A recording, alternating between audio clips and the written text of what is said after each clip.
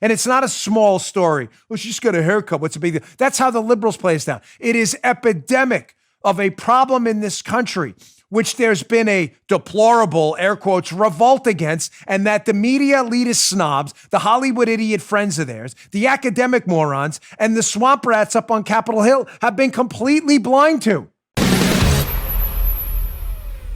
All right, so this Nancy Pelosi story has a lot of people, including me, very angry and concerned. I'm being serious. Listen, we can laugh and make snide remarks about this all we want, but for those of you who missed the story yesterday, I was all over the news.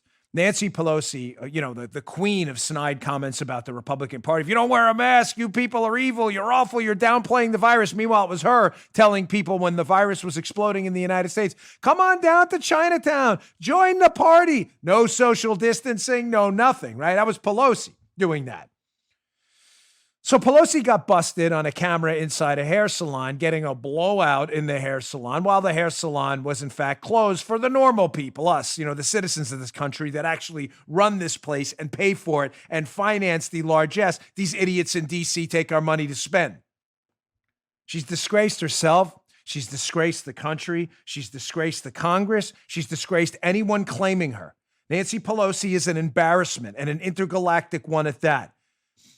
If you're a Saturnian from Saturn watching this, you're laughing right now at the stupidity of this woman to go on camera every day and destroy and deride people for daring to have to go out and make a living in the middle of a lockdown that's been a calamity, while she, in fact, ignores those very same rules and does it herself, maskless, while condemning everyone with a mask, is an absolute disgrace. So what did she do yesterday? I want to play this video. Here's Pelosi, astonishingly.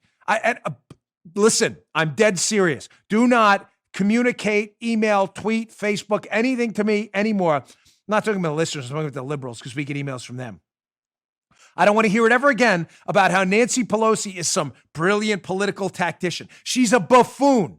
She is a buffoon. I've said that in the past because it's not her. It's got to be her staff. This is a complete buffoon.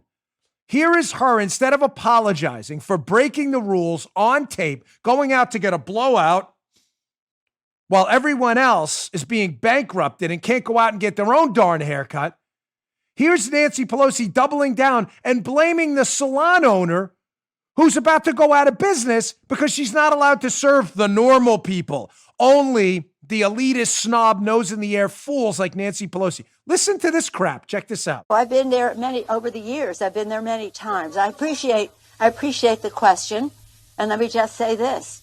I take responsibility for trusting the word of a neighborhood salon that I've been to over the years many times, and that when they said, well, we're able to accommodate people one person at a time, and that we can set up that time, I trusted that.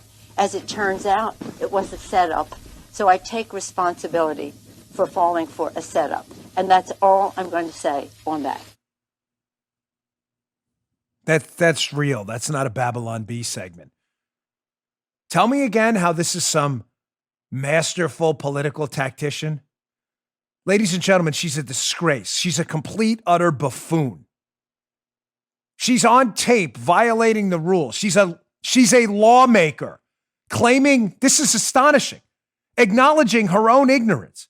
She's a lawmaker, the Speaker of the House, claiming she didn't know the law. Lawmaker, law, maker of laws, law. Lawmaker makes laws, doesn't know law, and is then blaming the salon owner for setting her up about a law she claims she didn't know. She's getting her legal advice from the salon owner she put in a bad spot by breaking the law.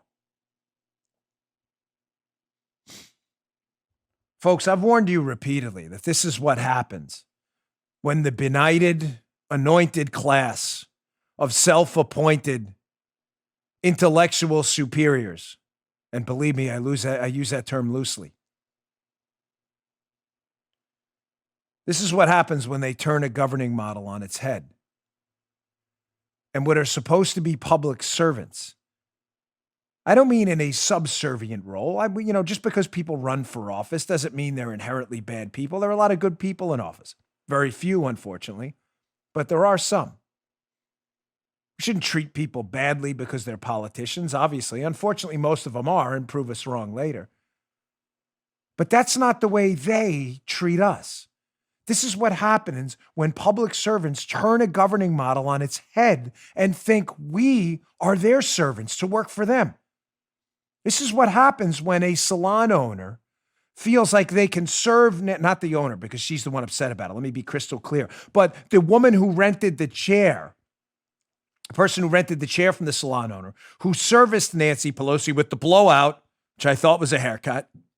I'm proud, by the way, that I didn't know that. My wife's embarrassed for me. She said, I'm proud. And I'm proud she's embarrassed for me that I didn't know it was a blowout. But this is what happens when the actual person cutting the hair says, oh, no, we'll be okay. I can do this in like a black market way and service Nancy Pelosi's hair because it's Nancy Pelosi. This is going to happen to me. She's the benighted class. She's one of the knights of the round table. This is what happens when governing gets turned on its head. Ladies and gentlemen, I make arguments on this show that I think are salient and will stick out. And I said to you a few weeks ago that I think one of Joe Biden, I think potentially the most damaging thing he said during this entire campaign, when he's actually spit out a coherent thought, which is rare, when it's not a word salad or a neologism or some word he made up or something like that, when he actually gets a coherent thought out. I don't know if someone's holding cue cards or whatever. The most damaging thing he said was that, yes, he would shut it down again, lock down the economy if the scientists tell him to, even though there's no evidence these lockdowns work. Matter of fact, if you watch yesterday's show, the evidence is actually counter to that the lockdowns were where the places had the biggest spikes. I just cited the evidence if you're interested in that. That's in yesterday's show. That was the single most damaging thing Biden said. I bring that up because I believe this is the single most damaging moment in the last few years of Nancy Pelosi's decades in politics. Maybe not ever. She said a lot of dumb things, including, you'll find out what's in Obamacare when we pass it. Oh, we found out, all right. Oh, remember that, Jim? But I would make the case, Joe, that in the last few years of her ridiculous, absurd, destructive to the United States political career, that this is one of the most damaging moments. And it's not about a haircut. There's nothing to do with a haircut, folks. And it's not a small story. Well, she just got a haircut. What's a big deal? That's how the liberals play us down. It is epidemic of a problem in this country, which there's been a deplorable, air quotes, revolt against, and that the media elitist snobs, the Hollywood idiot friends of theirs, the academic morons, and the swamp rats up on Capitol Hill have been completely blind to. You just heard Dan Bongino.